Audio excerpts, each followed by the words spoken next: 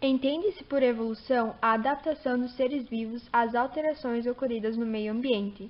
Esta adaptação foi bastante discutida no século XVIII, pois acreditavam numa doutrina chamada fixismo. Esta dizia que as espécies eram criadas pelo ser divino, assim como são sob uma forma imutável, não podendo assim evoluir. Lamarck foi um naturalista francês e o primeiro a propor uma teoria sintética da evolução.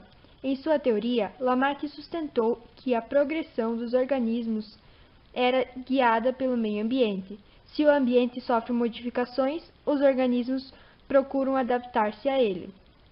Nesse processo de adaptação, um ou mais órgãos são mais usados do que outros, o uso ou o desuso dos diferentes órgãos alterariam características do corpo, e essas características seriam transmitidas para as próximas gerações. Assim, ao longo do tempo, os organismos se modificariam, podendo dar origem às novas espécies. Um exemplo clássico da lei do uso e do desuso é o crescimento do pescoço da girafa. Segundo Lamarck, devido ao esforço da girafa para comer as folhas das árvores mais altas, o pescoço do mesmo acabou crescendo. Segundo ele, alterações no corpo do organismo provocadas pelo uso ou desuso são transmitidas aos descendentes. O naturalista inglês Charles Darwin desenvolveu uma teoria evolutiva que é a base da moderna teoria sintética, a teoria da seleção natural. Segundo Darwin, os organismos mais adaptados ao meio têm mais chances de sobrevivência do que os menos adaptados, deixando um número maior de descendentes. Os organismos mais bem adaptados são, portanto, selecionados para aquele ambiente. Durante o século XIX, Charles Darwin pesquisou acerca da evolução da vida e da origem humana. Em 1831, quando viajou para diferentes regiões do mundo, percebeu que no Equador, mais precisamente no arquipélago de Galápagos, havia inúmeras espécies de uma mesma ave localizadas em diferentes regiões, o que levou Darwin a pensar que tais diferenças partiam de um mesmo ancestral, que após migrar para diferentes regiões com diferenciações climáticas e ecológicas, precisou se adaptar a essas, originando novas espécies. Os princípios básicos das ideias de Darwin são que os indivíduos de uma mesma espécie apresentam variações em todos os caracteres, não sendo, portanto, idênticos entre si.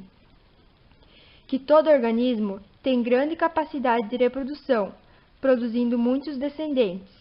Entretanto, apenas alguns descendentes chegam à idade adulta. Que o número de indivíduos de uma espécie é mantido mais ou menos constante ao longo das gerações. Assim, a grande luta pela vida entre os descendentes, pois apesar de nascerem muitos indivíduos, poucos atingem a maturidade, o que mantém constante o número de indivíduos na espécie. Na luta pela vida, organismos com variações favoráveis às condições do ambiente onde vivem têm maiores chances de sobreviver, quando comparados aos organismos com variações menos favoráveis. Os organismos com essas variações vantajosas têm maiores chances de deixar descendentes. Como há transmissão de caracteres de pais para filhos, esses apresentam essas variações vantajosas.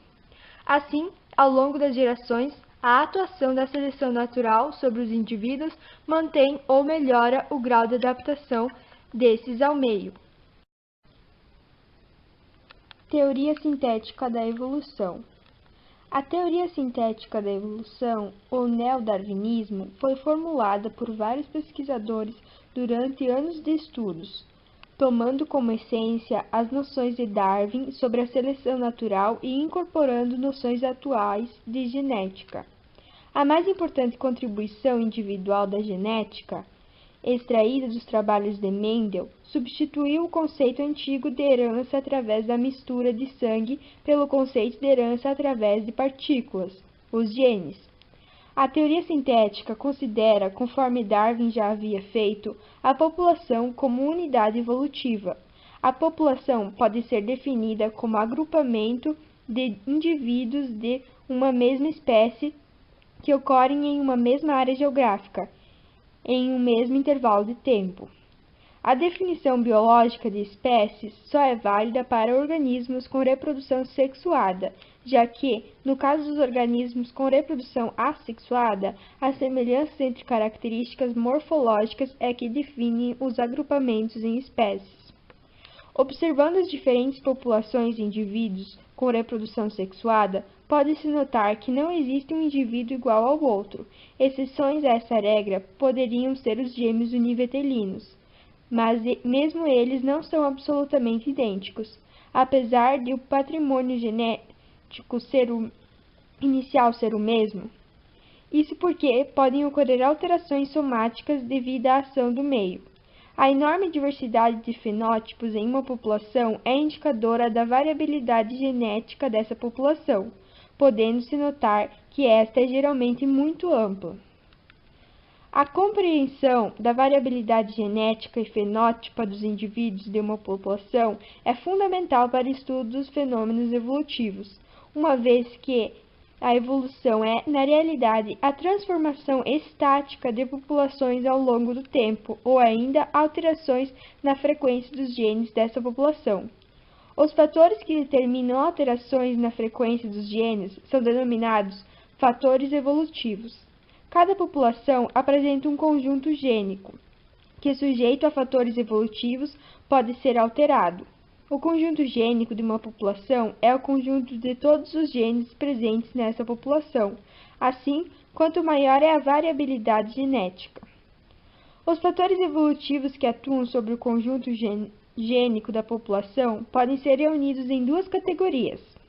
A primeira são os fatores que tendem a aumentar a variabilidade genética da população: mutação genética, mutação cromossômica e recombinação. A segunda são os fatores que atuam sobre a variabilidade genética já estabelecida: a seleção natural, a migração e a oscilação genética. A integração desses fatores associada ao isolamento geográfico pode levar, ao longo do tempo, ao desenvolvimento de mecanismos de isolamento reprodutivo, quando, então, surgem novas espécies.